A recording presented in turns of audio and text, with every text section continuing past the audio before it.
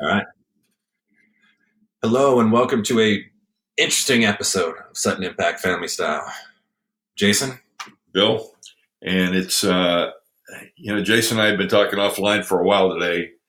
It's kind of a mixed bag. I mean, I'm glad he's gone because he didn't want to be there and he was a disruptive force. And if he would have stayed, he'd have been more disruptive because he'd really been trying to force his way out.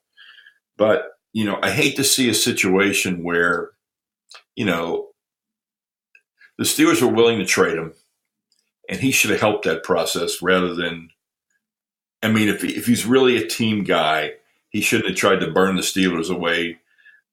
Sherman burned Georgia, and I mean, he really did. I mean, he torched the Steelers in a way that it's difficult to imagine. I mean, they got really what I think is no value for him, plus a $21 million cap hit. And AB gets a brand new contract with $30 million in guaranteed money, and he leaves the team in shambles if he, with feeling no loyalty to that team at all. But I realize that there are athletes that are like that. Le'Veon Bell's like that. Le'Veon Bell just wants to get paid. Antonio Brown just wants to get paid. And I think that's what's there now, but it is. I think they both have. I think Steeler management botched both of these, though. Like I said, I think with the Le'Veon Bell thing, I understood what he was doing because the Steelers were going to run him into the ground for a season and then let him go. Like, that's what they were going to do. And Le'Veon Bell thought, if you want me to play, I need to play and need to make money.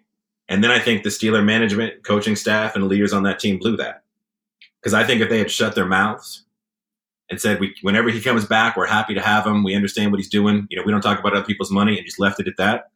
I think he would have come back in week 8 or week 10, and he would have played them to the playoffs.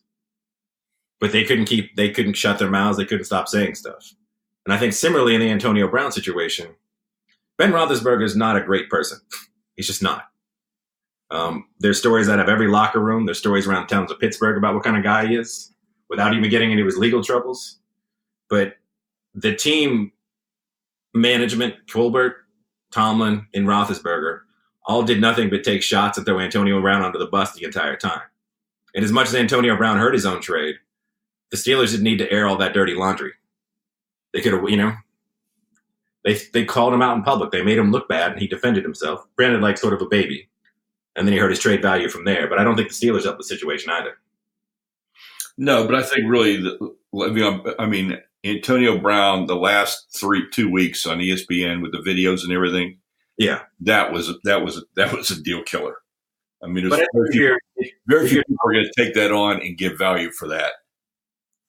When you're Tomlin, though, and your quarterback has his national radio show or his local radio show, whatever it is, a guy who throws absolutely terrible bonehead passes that are his fault, not the receiver's fault, his fault. And he's going out, calling your receiver out on every single time. When he's going out of his way to say, I should have thrown to Juju every single time. And that wasn't Antonio Brown's fault on the last play. He threw it. It was a botched play. He should have just thrown the ball out of the end zone. Instead, he tried to lob it, and the defensive lineman cut it, and he made up his excuse as to why that didn't happen. And he just threw Antonio Brown under the bus for no reason. Like, if you think he ran the wrong route, do the Tom Brady, do the Peyton Manning. Wait till you're in the locker room, pull the guy aside, and be like, look, this is what I saw on this play. You should have done that. But instead, he went to the national media and made Antonio Brown look bad. He called him out. He questioned him as a play, I think there's a guilt on both sides. You took a guy that's a 6th-round pick, you make him the most, and he helps make himself, but you put him in a position to be the greatest receiver in the NFL. There seems to be, I don't care how upset you are, I would like to see, as a fan, a little reciprocity. Certainly. I mean, why screw the Steelers over so bad they get nothing?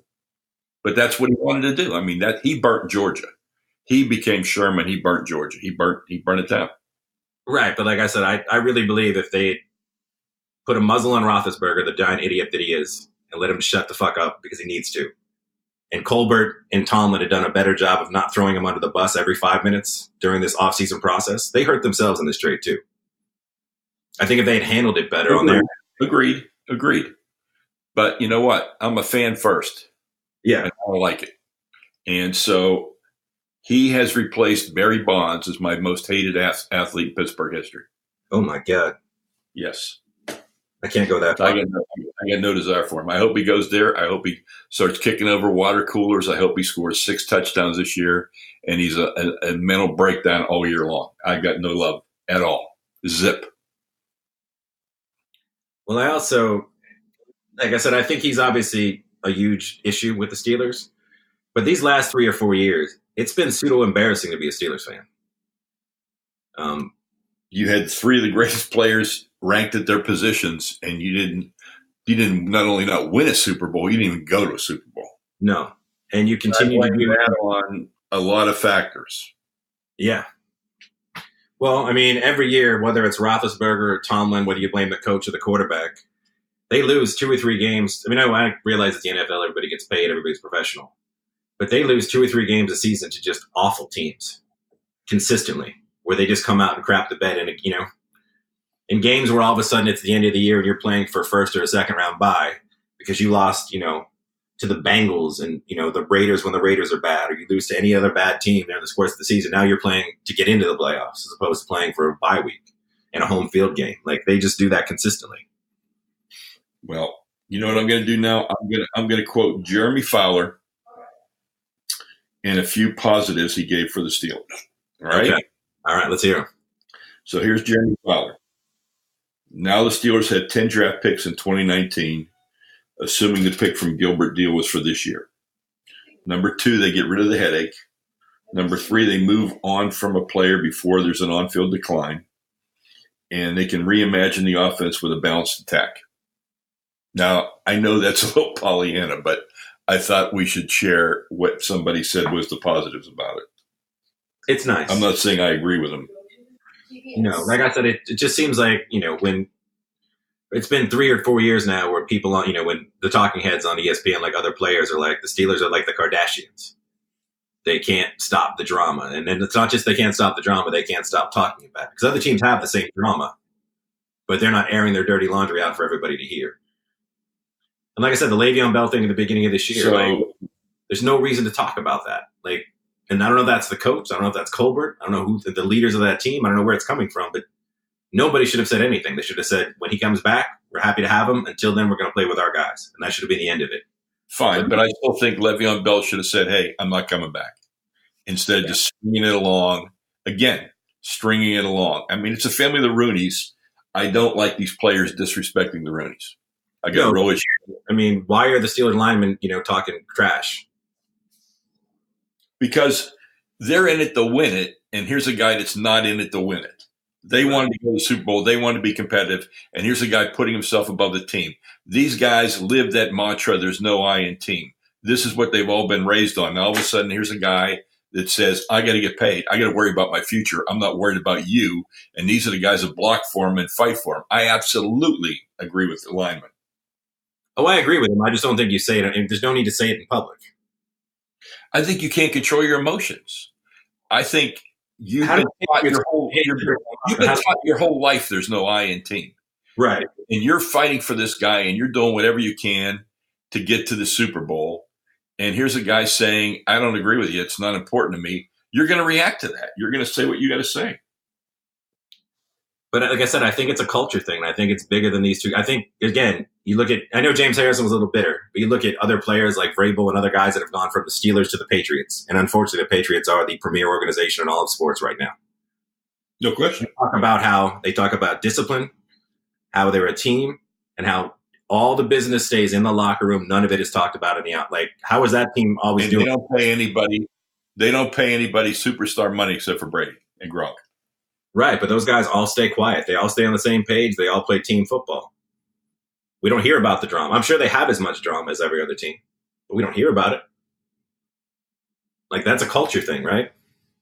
So who said it's the Steeler culture? I don't know what to think. I'm just bummed. Yeah, it's not good. No. And as we talked about, they don't look like they're in a position to even win their own division next year. As free agency has started, and the Browns, who looked really good last year, and if they had a better coach in the beginning of the year, might have won the division anyway. They just traded for Olivier Vernet to put opposite of Myles Garrett. So you got 2 nasty pass rushers on either side. They have a bunch of draft picks this year. And they've got the wild card of Kareem Hunt. who's still a really good back. They're going to be a scary team. And I don't know what happens with the Patriots. I assume they'll still be great. Unfortunately. It's a sad day as a Steelers fan. Yeah, it's at least one reason I was hoping AB was going to go to Buffalo to maybe win one of those games. Yeah. And again, that's the other frustrating part is we don't know. I don't know all the details, but I know the Buffalo trade involved the number 9 overall pick ended up with the Steelers. Now, maybe that meant the Steelers were giving up AB and their first-round pick to move up 11 spots. I don't know the entirety of it, but it just seems like a couple weeks ago we were talking about first-round picks, a spread of second-round picks, and now we get a third and a fifth. And we made John Gruden look like a genius, which sucks. Because now he basically traded Amari Cooper for a first-round pick and Antonio Brown and gave up Amari Cooper in the third and the fifth, which looks like a great deal for him. Here's an interesting perspective. AB got out of the situation and got the money he wanted. Yes. The Raiders got the player they wanted. And the Steelers turned a 6th-round draft pick into somebody that gained 11,000 yards, scored 74 touchdowns, and then got a 3rd and a 5th pick for him. So they said, so that case, if you look at it that way, everybody wins. I suppose, yeah. Again, we'll have to see. It just seems like, I don't know. I don't like it. Well, it looks like the NFL, this is the first indication of a LeBron-type situation that we had in the NBA, where a player is dictating how to get out and how to go where you want to go. I know. And so, this is something that, there's a lot of money in the NFL, a lot of money. So, I don't begrudge anybody getting paid. I really don't. No. It's never been about the money for me. It's how you treat your teammates. But again, like I said, that's a two-way street, and Roethlisberger did not do a good job. I'm not defending Roethlisberger. But I'm saying, for that, you give a guy the largest receiver's contract. You advance him money for 2 years because he can't manage his money. I mean, he's a disaster. He is a disaster. He is going to be one of those stories 10 years down the line where he's going to be broke in a mess, and people are going to wonder how he got there. Sad but true. Sad but true. He's got $1 million talent and a 10-cent brain. But enough Steelers, because we'll lose our audience. Well, so, in our defense, let's talk a little NBA today. All right. Talk a little NBA. All right. I watched. Looks like Russell Westbrook's shot's coming back, which I'm excited about. But at the same time, Paul George has the mysterious shoulder injury. So yeah, he's been hurt. That's not good. No. And so we'll see how that goes. I mean, he's played a lot of games. Maybe he just need to rest him for a while. If I'm OKC, I'm going to rest him the rest of as much as he needs the rest of the season. I want him healthy for the playoffs, even if it costs me, home field home court in the first round. I'm okay with that. I want to have my team at full strength whenever I go to play. Yeah, because you're probably going to end up playing Houston unless Houston gets ridiculously hot, and they're not going to get to 2 if they do. They're going to be 3, and Oklahoma City's going to be 4, or else maybe Oklahoma City slips to 5. Yeah, but that's kind of what you're going to have. That's going to be where you are. And speaking of Houston, Chris Paul looks pretty good. I mean, I know we've been saying that for the last couple of years because he seems like he comes back, looks like the old Chris Paul, and then whether it's a hamstring or a knee or some other injury, he gets banged up again. But he looks spry and young again. So the Rockets have looked really good this last week, no question. But yeah, you got to say, how is it? Where is it? I don't know. And the Warriors have looked a little bit vulnerable this week. Supposedly, the Celtics. Yeah, I mean, the Warriors haven't been right all year, but are you still thinking in May that they're going to turn the page here? I have to think so. I know the Celtics also, that was a very emotional game for them. And supposedly that's like a legendary plane ride where they were on the private jet and Kyrie spoke out and he said, look, I've been a dick. I haven't been good to my teammates. Let's turn this thing around. Let's get going again. And at the same time, Gordon Hayward has shown a few flashes of being the guy they gave all that money to before he had the nasty leg injury last year. And if he comes back and starts playing and they sort of pick it up as a team, They're still one of the most dangerous teams in the NBA because they have just about everything.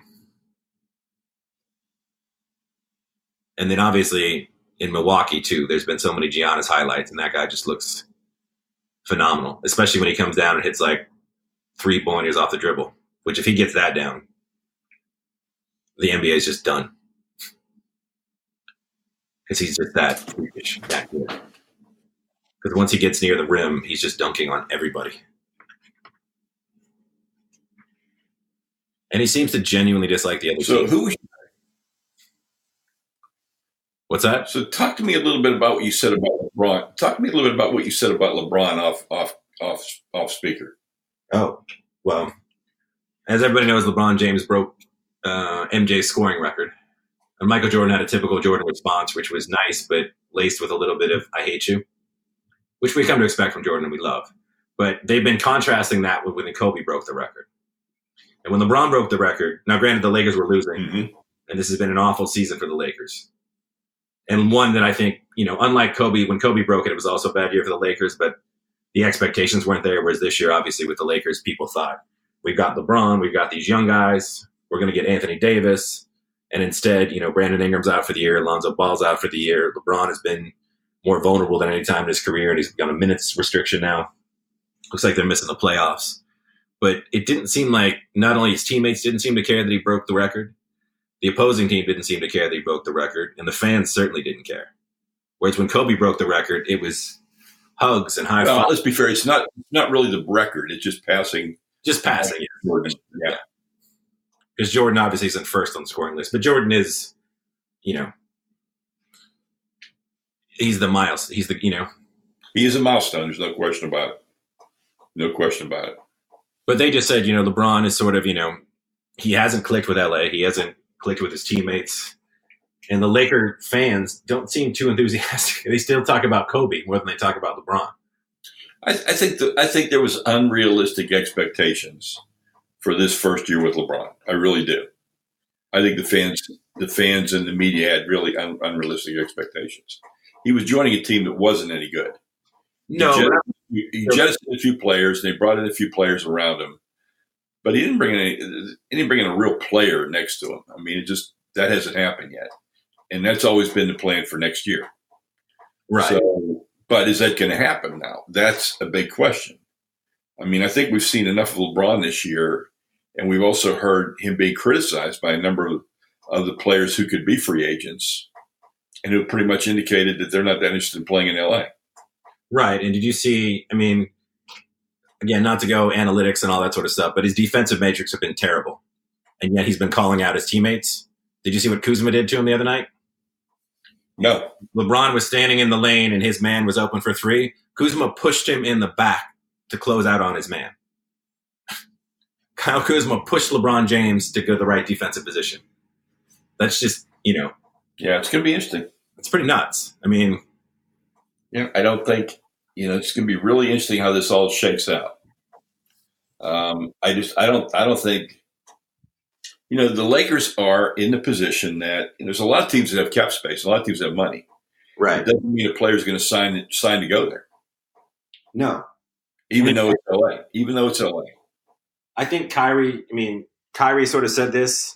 KD has sort of said this. Like, when you play with LeBron James, if you win, you help LeBron James. When you lose, you let LeBron James down.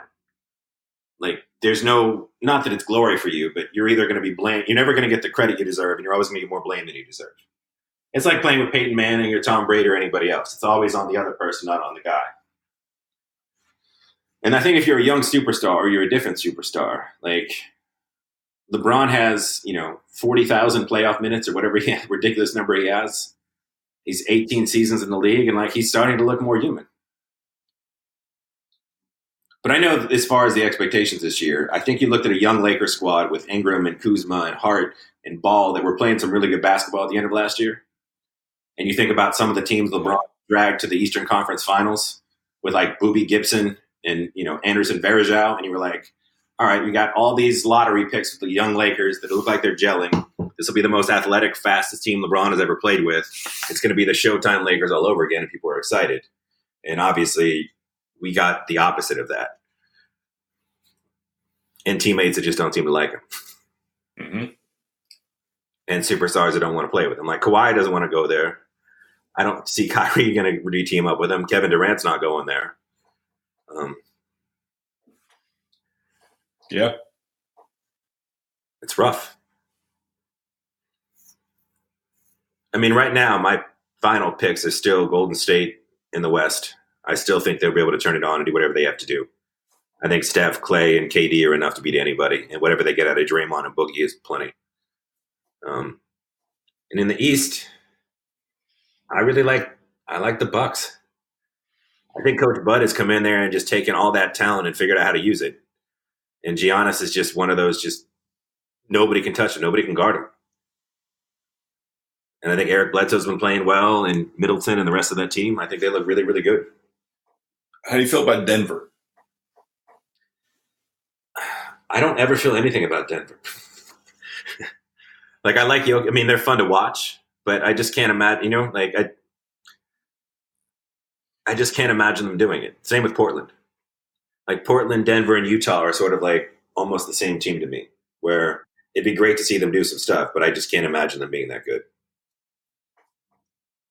Maybe I'm wrong. I don't know. No, I don't know. Whenever I watch them, I watch their highlights. I like how they play as a team. I really do. They're a very unique team. So I've been impressed with what I've seen there. And then, of course, I somewhat root against, can't help it. I root against the Houston Rockets. They're just not my favorite. No, I admit I don't like the Rockets either. They might be my least favorite NBA team currently. So I am a little biased against it. But like I said, they have been looking really good since they're back and healthy. And, they're one of those teams where when they get hot. And I know you have two guys on that team in Paul and Harden that have traditionally not been big game players. But if at some point they get hot for a series, they could easily take out Golden State or anybody else.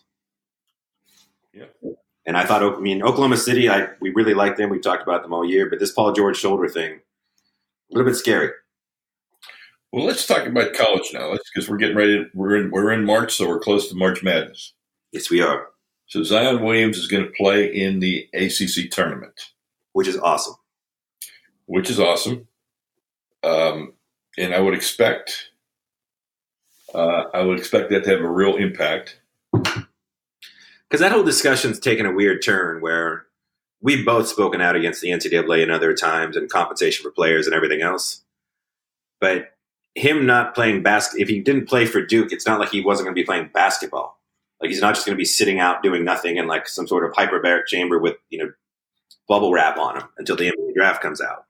Like, you're a basketball player. To get better at basketball, you have to continue to play basketball. And you're probably better off playing college basketball than a bunch of pickup games. Right. So, and again, it doesn't give it's no endorsement of the NCAA or anything else that they do, but I don't think this is a case where, and it's basketball. Like, even if he blows out his knee in this tournament, I still can't imagine him not being the first round pick, even if he's, it's a Philadelphia situation where you're drafting him and you're sitting out for a year, I don't think there's anything he can do relatively, a normal basketball injury that would cause him to drop in his status for first or second overall pick. So he might as well play and try to win a tournament. I would agree. Some interesting things going on, though. So Sean Miller at Arizona addressed the crowd after the loss yesterday, and he thanked them for 10 great years. But he didn't comment on his future. But this Adidas and litigation and wiretaps and everything, I mean, he's a prime figure. Yeah, I think he's gone. So I got to figure that he knows he's not coming back, and that was his way of thanking the crowd, and that was his exit speech, even though he didn't identify it as such. I think you're 100% right on that. Yeah, but I think that's going to go. And I saw the LSU coach gets pulled because they've got him on tape. So, it's been slow. I thought there would be a lot more of this stuff going on. Unless, I don't know, Jason, you know how people always like to get all the attention they can. And where can you get more attention about college basketball than March? Never. So maybe you just wait deliberately to have to focus the attention. So we'll see. And from everything I've read, I haven't watched as much college basketball as I'd like to, but it seems like it's going to be a very top-heavy sort of chalk tournament. I mean, obviously, we always are going to get a few upsets, but most people think that this is the year that we're going to get, another year where it's all 1s and 2 seeds in the Elite Eight, Final Four kind of situation. So, I don't know, and I really don't feel that way on the women's side. No, I think no. I could see UConn. Like Kaylou Samuelson's not going to play in the tournament, and I could see UConn struggling and not making the Final Four. Well, that would be pretty shocking. That would be pretty shocking. That'd be really shocking. I think it might be really good for college basketball at this point. I think college basketball there are now a number of teams. Like this year, you can't pick who's going to win. I mean, last year, Notre Dame won, but you'd have to consider that an upset. Yeah. This year, whoever wins, I don't think you consider it an upset. Because as good as it is to have dynasties, and clearly we haven't had a dynasty like the UConn dynasty maybe ever. Correct. In sports in general. But I think at some point you need the dynasty to be taken down for a little while. And I think this might be the time to be nice for, because obviously I know that's one of the big criticisms of women's college basketball is that, it's sort of like, yeah, it's great, but we have a lot of blowouts. The top 2 or 3 teams win it all, and it's always Connecticut, and they're going to be in the finals, and most likely they're going to win it. So it'd be nice if it's a much more wide open tournament. Yeah, I'll be curious as to where it goes. It's going to be interesting. Yeah. On the men's side, I just think I think it's fairly open again. I mean, I don't see one dominant team. I don't see 2 dominant teams. No. This year I see really on any given day. Well, I know Virginia last year, they obviously lost to a 16 seed. But they were missing their best player, who is back this year and is expected to be a lottery pick, and they look pretty fierce. Gonzaga, once again,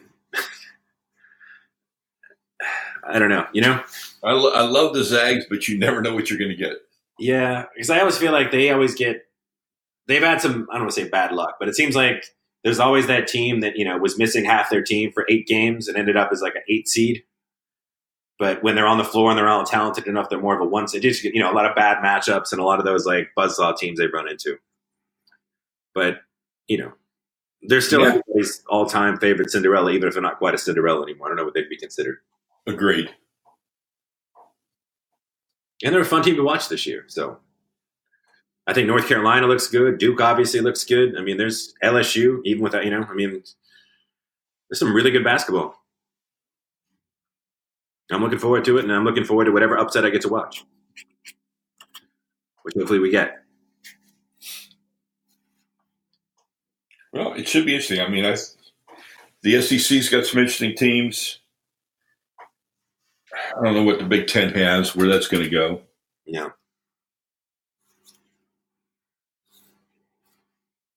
Interesting times, though. Interesting times. Very much so.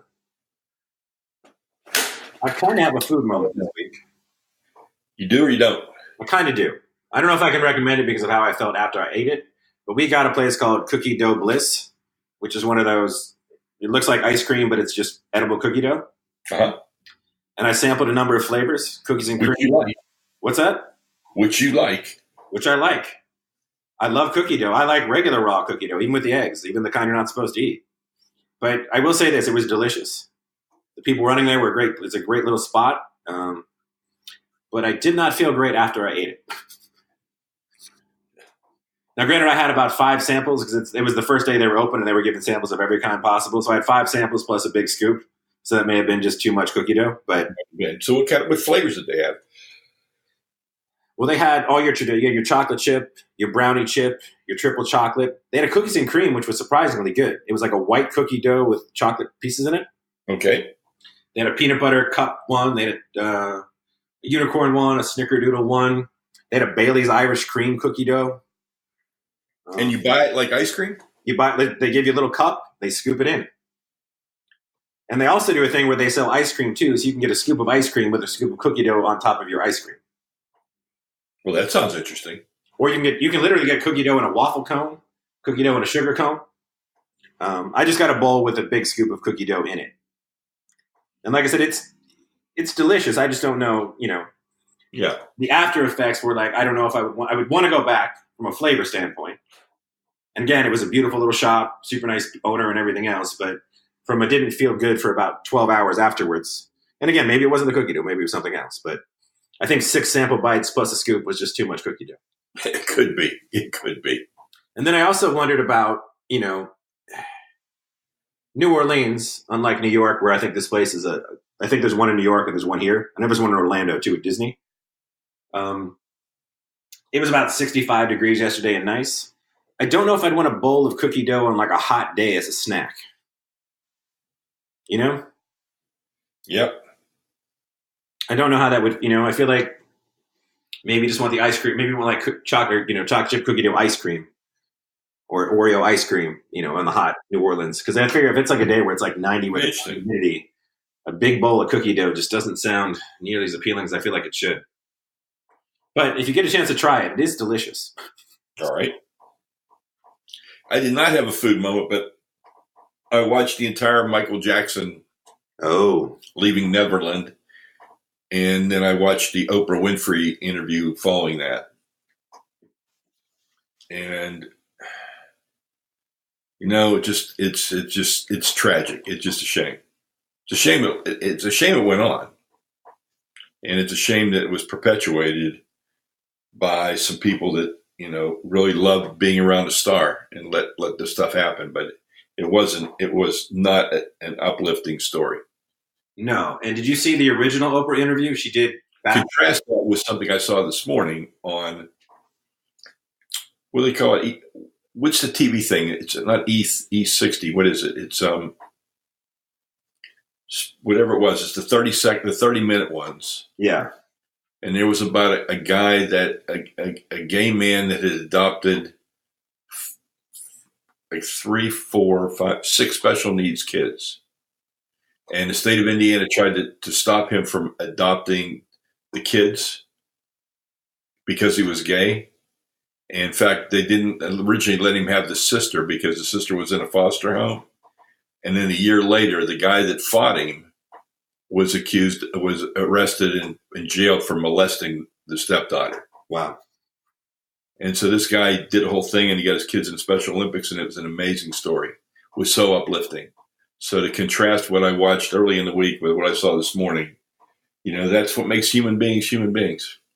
But like I said, I watched the original Oprah interview she did with Michael Jackson himself, and that was so biased back in the day. Like the interview where he was addressing the allegations against him, began with Oprah showing a montage of all these kids and people talking about how much they love Michael Jackson, what an amazing person he is, how great of a dancer he is, how they want to be like him. And it was like, yep. He's like, no, that's ridiculous. And then it was just, okay, that's great. Like, despite all this mounting evidence, and just how people just ignored. And again, it's tough because he's not around to defend himself.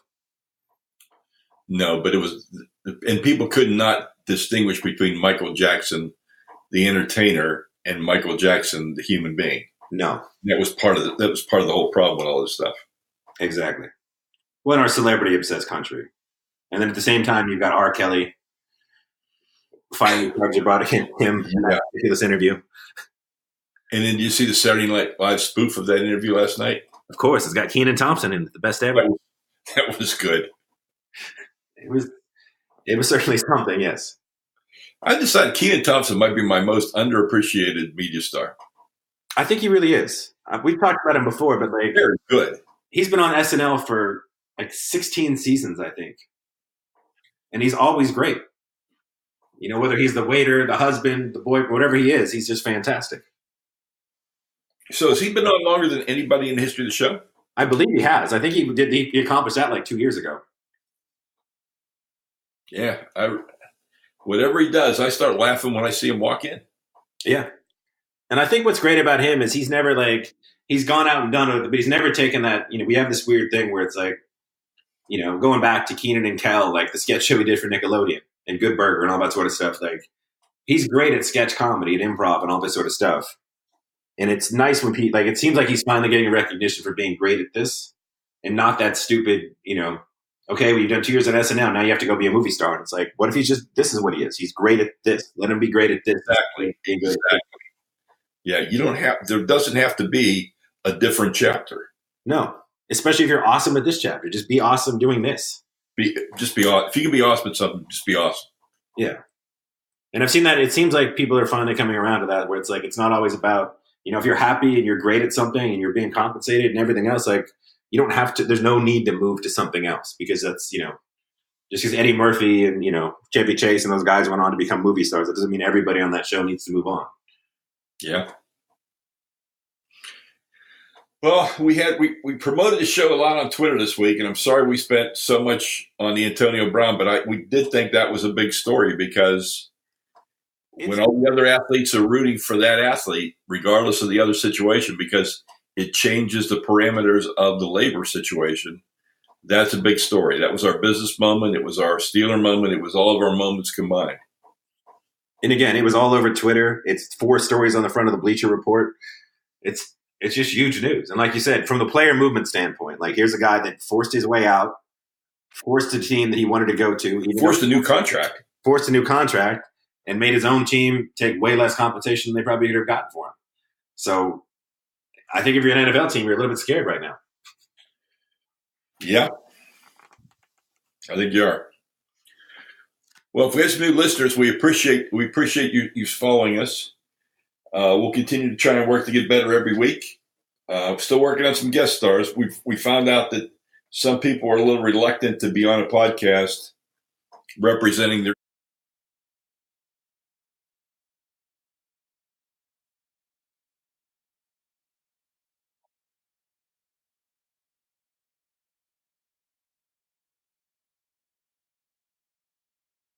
Yes.